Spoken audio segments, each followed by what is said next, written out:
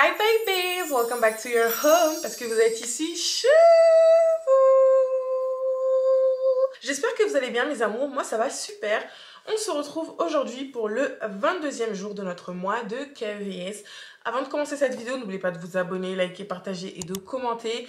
Le mois de KEVS touche bientôt à sa fin, donc franchement je vous demande jusqu'à la dernière, parce que en vrai de vrai c'est la dernière ligne droite, d'accord? Je vous demande les gars de bombarder dans les commentaires. Franchement, commentez à donf, continuez, écrivez des petits commentaires pour le référencement et tout. Ça, c'est top, vraiment, c'est génial. Les commentaires, vous savez déjà, super important. Prenez vos téléphones, faites des stories. Vraiment, en fait, je compte sur vous.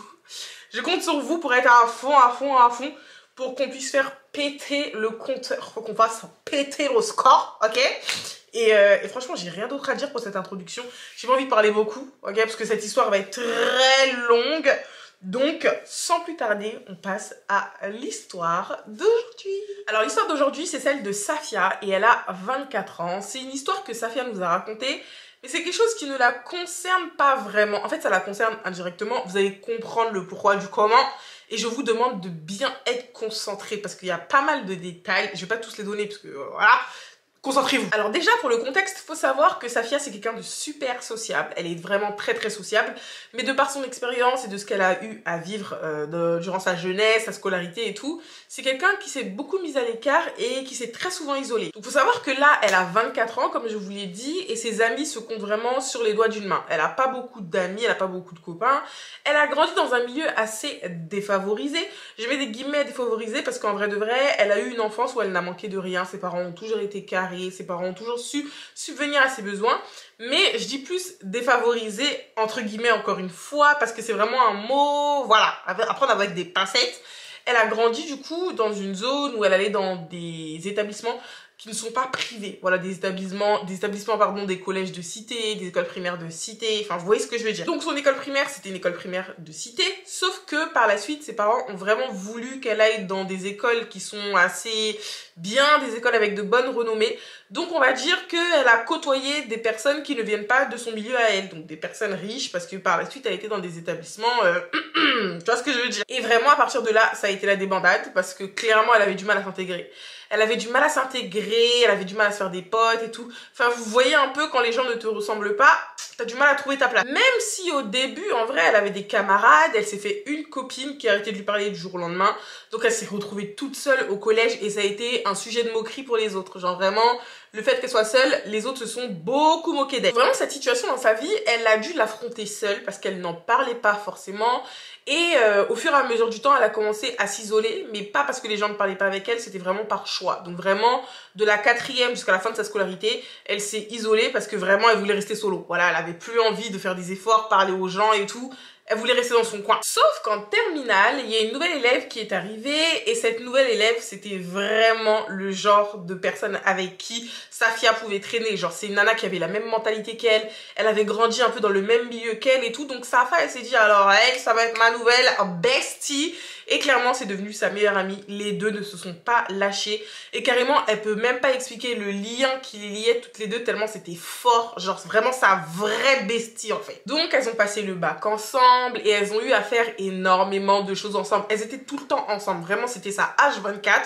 Et le truc, c'est que Safia voyait des choses, en fait, qui auraient dû l'alerter depuis le début, sauf qu'elle se disait, vas-y, en fait, on a tous des défauts, je vais pas commencer à m'attarder sur des petits trucs. Donc, elle a laissé passer énormément de signes qui lui montraient qu'il y a des petites défaillances au niveau de l'amitié.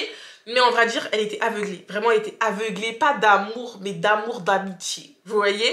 Et il faut savoir que sa meilleure amie, c'est quelqu'un qui disait tout à Safia. Safia aussi lui disait tout. Genre vraiment, ses plus gros secrets, elles étaient au courant de tout. Elles savaient tout sur elle. Les deux avaient des similitudes, voilà, elles avaient des similarités. Il y a des choses sur lesquelles elles se ressemblaient énormément. Mais au niveau du caractère, elles se ressemblaient vraiment pas trop. Parce que Safia, avec la méchanceté des gens au collège, la méchanceté pardon, des gens, elle avait réussi à endurcir son caractère. Ça veut dire que c'est le genre de nana, tu peux pas lui marcher dessus, tu vois. Sauf que sa meilleure amie, c'est le genre de personne qui a un peu plus de mal, le genre de personne qui a du mal à s'affirmer. Et carrément, Safia lui donnait des conseils sur sa vie. En mode, elle lui disait, là, tu vois, il s'est passé ça, tu dois te comporter comme ça. Là, il s'est passé ci, tu dois te comporter comme ci. Genre, en gros, c'était sa coach personnelle. Vous voyez, sa coach de vie. Mais on va dire que les différences qu'elles avaient, c'était pas vraiment un problème.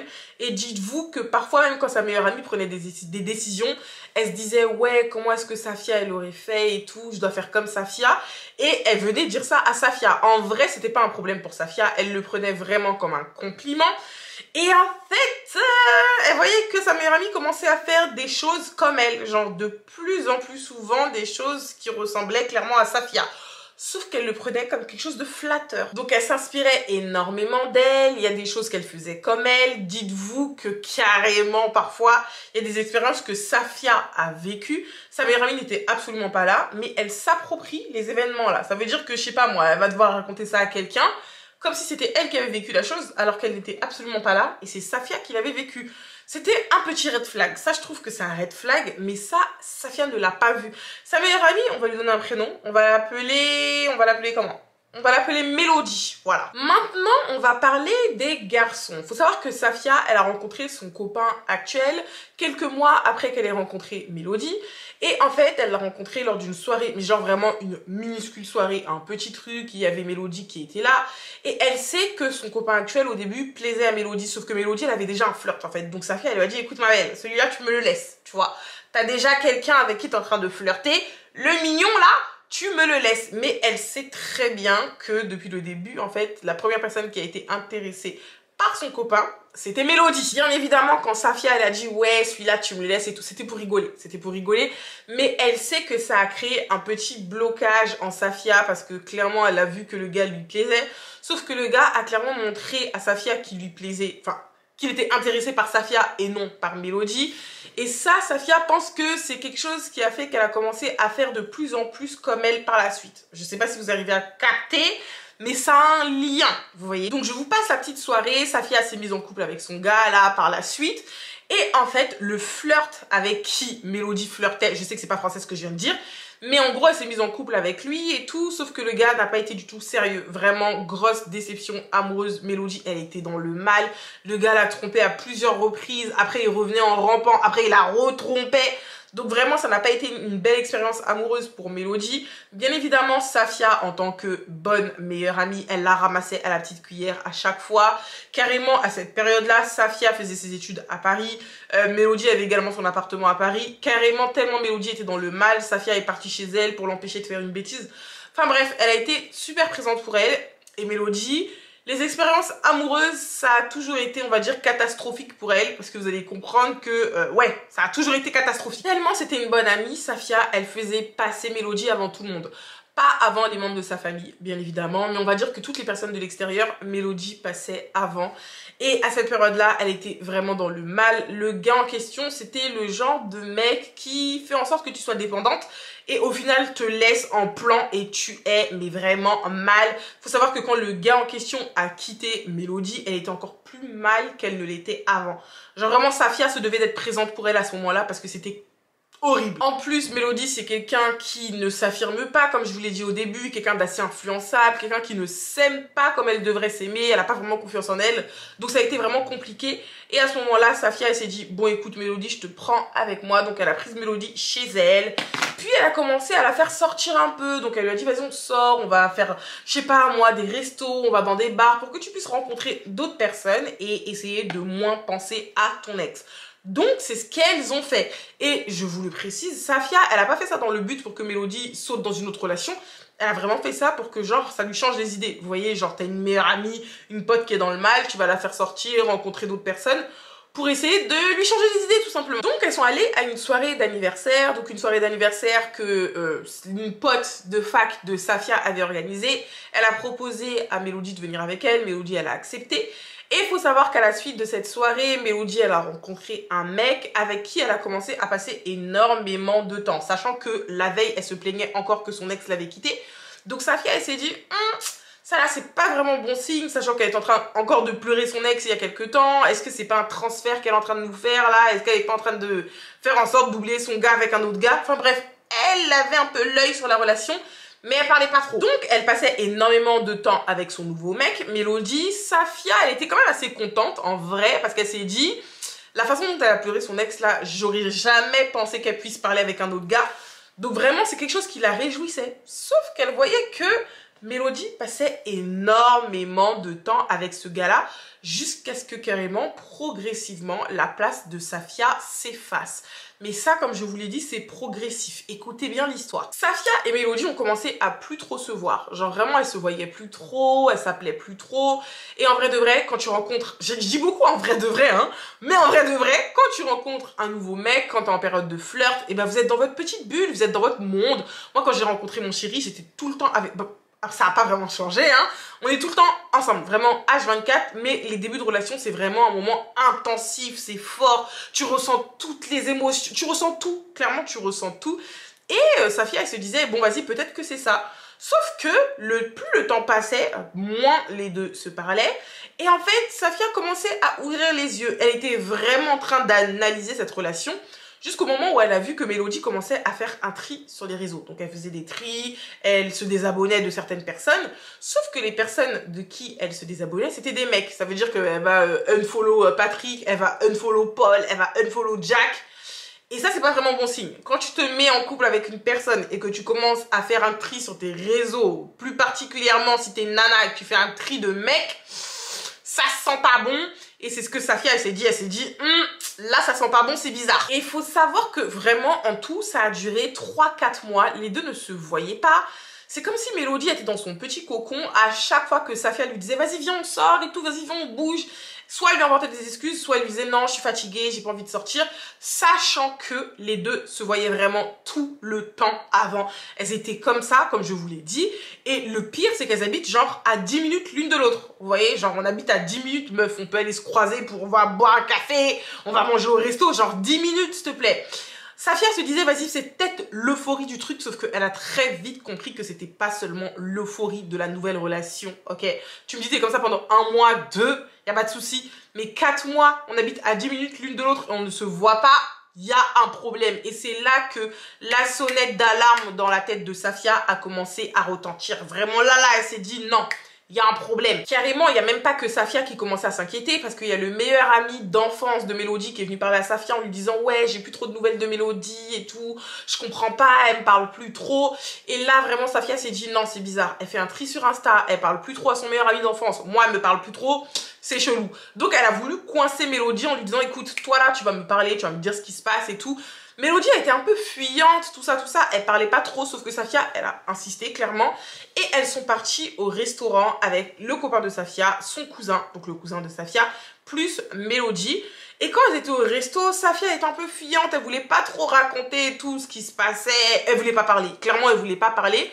Sauf que, pardon, j'ai dit Safia mais c'est Mélodie. Sauf que Safia, elle l'a coincée. Clairement, elle lui a dit, là, ma belle, tu vas me parler et me dire ce qui se passe. Pendant ce temps-là, Safia regardait le téléphone de Mélodie et elle voyait qu'elle se faisait bombarder de messages par son mec. Ouais, t'es où? C'est comment? Et en fait, elle a très vite compris que le mec de Mélodie n'était pas content qu'elle soit sortie avec Safia.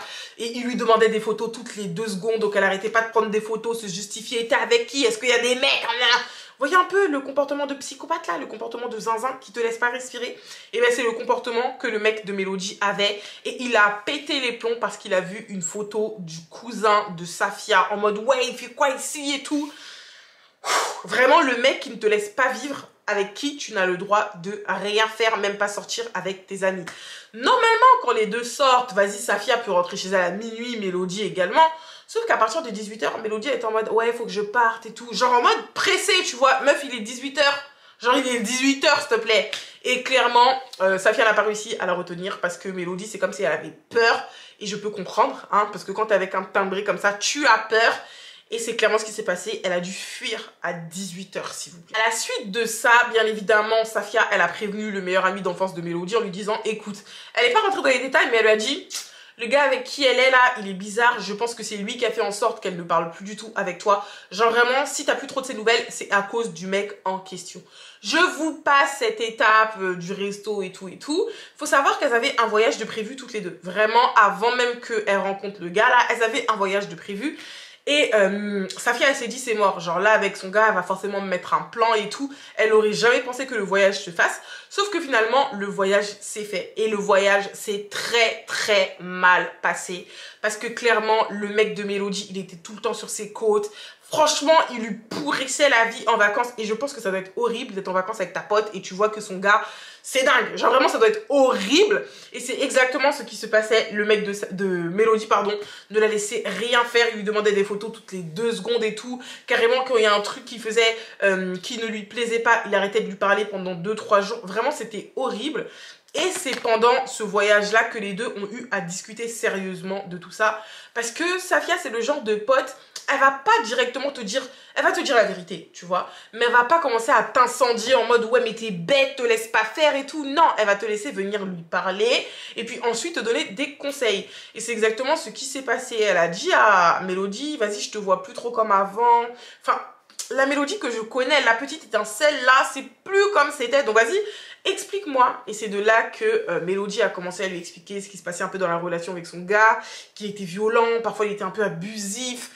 Bref, elle a commencé, pardon, excusez-moi, wow, elle a commencé à lui expliquer que ça n'allait pas. Et bien évidemment, Safia lui a dit la vérité en mode, ma belle, je te reconnais plus, tu vois. Le gars là, c'est pas un gars pour toi, genre le comportement qu'il adopte avec toi, c'est pas un beau comportement. Enfin bref, elle lui a dit les choses et bien évidemment, ça n'a pas plu à Mélodie et les deux se sont endormis fâchés. Sachant que les deux, depuis qu'elles se connaissent, elles ne se sont jamais embrouillées. Genre vraiment les prises de tête et tout, elles sont pas dans ça, elles se sont jamais embrouillées.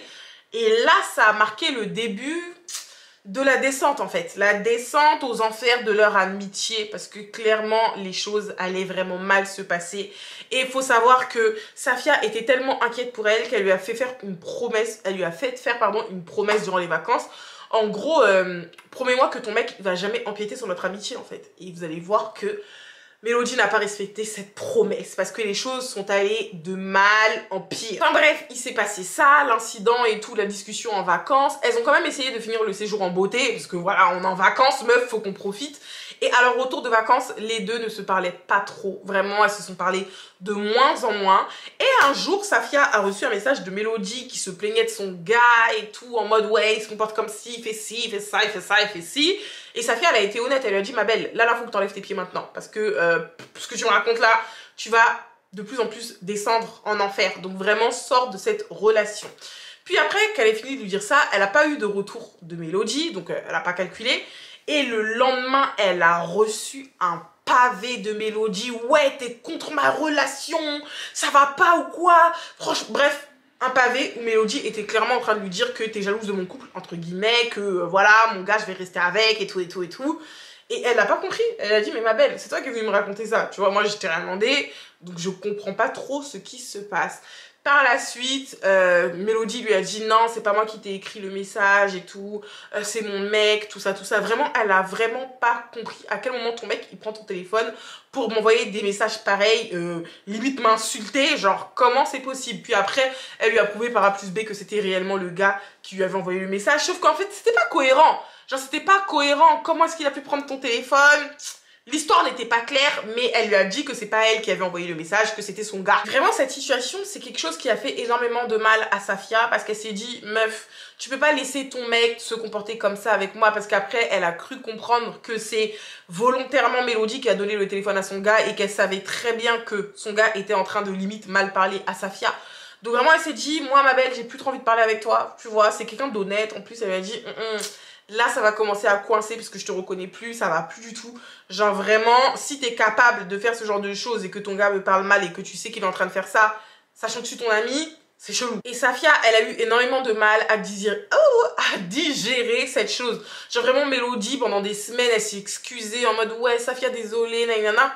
Sauf qu'elle avait du mal, et elle lui faisait comprendre, bien évidemment sans être méchante, parce qu'elle n'avait pas envie de la blesser, mais ça la dérangeait aussi de parler avec elle comme si de rien n'était, sachant qu'elle avait pas de la rancœur, mais que clairement, elle ne voulait plus, en fait. Donc, elle était dans une posture assez délicate. Bien évidemment, c'est sa meilleure amie, donc avec le temps, Safia lui a pardonné, sauf que c'était plus pareil, vraiment c'était plus pareil, les sujets de discussion n'étaient plus pareils non plus, parce qu'à partir du moment où Mélodie elle a compris qu'elle pouvait plus trop parler de son mec et que Safia lui a fait comprendre, si tu veux pas quelqu'un qui te donne un avis honnête, me parle pas de ton mec, tu vois.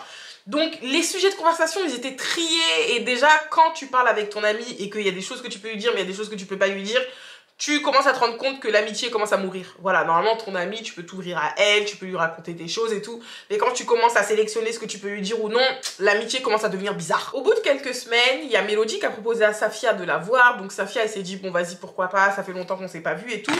Sauf que Mélodie lui dit, ouais, mais par contre, il y aura mon mec. Et Safia, elle a dit non. En fait, non, avec ce qui s'est passé, je n'ai aucune envie de voir ton gars. Donc elle n'est pas venue et après Mélodie lui dit que non, t'as pas bien compris, mon gars serait là après et tout, c'est juste pour ça que t'allais devoir quitter la soirée un peu plus tôt, mais il allait pas être là pendant que tu seras là. Enfin bref, il y a eu un gros quiproquo, mais clairement Safia, pour elle, c'était pas possible de voir le gars de Mélodie. Genre vraiment après ce qui s'était passé, elle ne voulait pas le voir même en peinture. Donc vraiment là, leur amitié, elle était tendue et de nulle part comme ça, sans même que Safia dise quelque chose, il y a Mélodie qui vient et qui lui dit ouais, de toute façon j'ai réfléchi, je vais faire ma vie avec lui, et puis même s'il y avait un choix à faire entre lui et toi, je le choisis lui. Donc t'imagines, toi ta meilleure amie, ta bestie avec qui tu t'entends super bien, t'as toujours été là pour elle, tu lui donnes des bons conseils, t'essaies de faire en sorte qu'elle soit bien, elle a eu une relation amoureuse merdique, t'as toujours été là, et là, genre, enfin, elle vient te dire que le gars qui se comporte super mal avec elle, quoi qu'il en soit, elle va le choisir lui et pas toi. Même si c'est pas avec toi qu'elle va faire ses gosses, mais ce genre de choses-là, ça fait mal. Et clairement, Safia, elle a eu mal. Elle a eu mal parce qu'en plus, elle a rien demandé, donc elle a pas compris d'où tu viens me dire ça. En fait, j'ai pas demandé que tu le choisisses lui ou que tu me choisisses moi, tu vois. Donc vraiment, sur le coup, elle a eu mal par rapport à cette phrase. Sauf que, retournement de situation, ce soir-là, le gars de Mélodie lui a fait une dinguerie. Genre vraiment, il a dépassé les limites avec elle. Et Mélodie, elle était obligée de contacter Safia. Safia, elle s'est dit, vas-y, malgré le fait que ce soit bizarre entre nous, je vais aller la chercher quand même. Donc elle est partie chercher Mélodie et Mélodie a dormi chez Safia. Sauf que c'était super gênant parce que vraiment, c'était plus trop comme avant. En plus, après ce que Mélodie lui avait dit, Safia, elle était beaucoup plus réticente. C'est quelque chose qui l'a vraiment peiné. Genre, ça lui a fait trop mal au cœur. Et ce soir-là, Mélodie a commencé à parler encore plus de ce que son gars lui faisait, vraiment la façon dont il était violent et tout et tout. Sauf que, en fait, tu me racontes ça. Le gars vient de te faire une dinguerie, t'es chez moi, reste tranquille, tu vois, dors, essaie de penser à autre chose. Si tu veux, on peut discuter, mais vas-y. Sauf que pendant tout le temps, le peu de temps en plus qu'elle est restée chez Mélodie, qu'elle est restée chez Safia, Mélodie n'arrêtait pas d'envoyer des messages à son gars en train de le harceler. Oui, je comprends pas, genre en gros, reviens, tu vas, viens me chercher, s'il te plaît, on s'embrouille pas, quoi. Et là, le gars est venu la chercher et Mélodie est retournée avec son gars. Genre vraiment, Safia, c'est à ce moment-là qu'elle s'est dit, j'ai perdu mon ami. Là, c'est fini. Genre là, c'est fini, je l'ai perdu. Mais je l'ai perdu à tout jamais. Vraiment là, c'était la goutte de trop. C'était la goutte de trop parce que Safia, elle en pouvait plus. Elle ne voulait plus du tout commencer. En fait, elle voulait plus parler, elle voulait plus avoir de contact avec Mélodie. Et elle a dit à Mélodie, écoute, enfin, pour moi, t'es plus fiable, tu vois. Je peux pas rester avec quelqu'un d'aussi instable. Je peux pas être amie avec quelqu'un qui pirouette cacahuète, tu vois. C'est pas possible. Et là, Mélodie, elle a commencé à s'excuser comme jamais personne ne s'est excusé. Et elle a compris finalement la décision de Safia.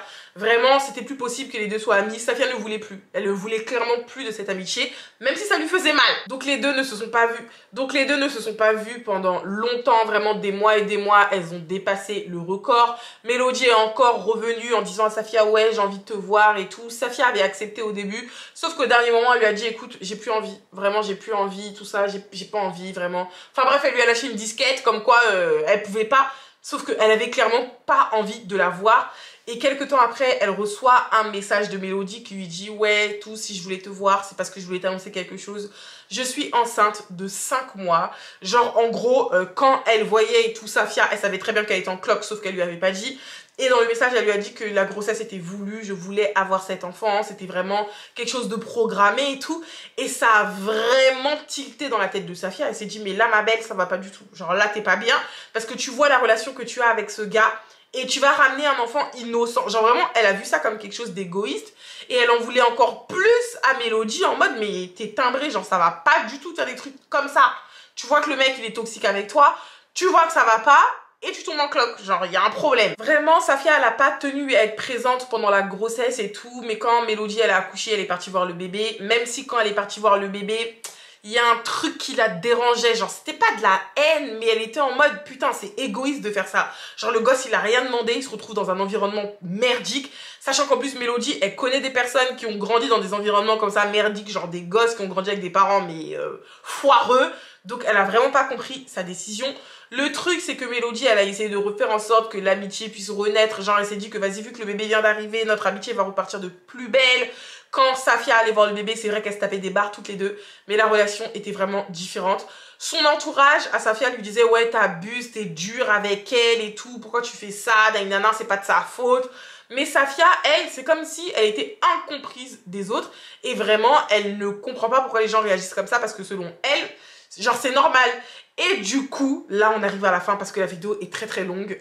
C'est la raison pour laquelle elle a décidé de nous raconter la KVS aujourd'hui parce qu'elle ne comprend pas. En fait, si elle a bien fait de prendre cette décision de ne plus du tout vouloir parler à Mélodie, pardon. Je mélange beaucoup les prénoms.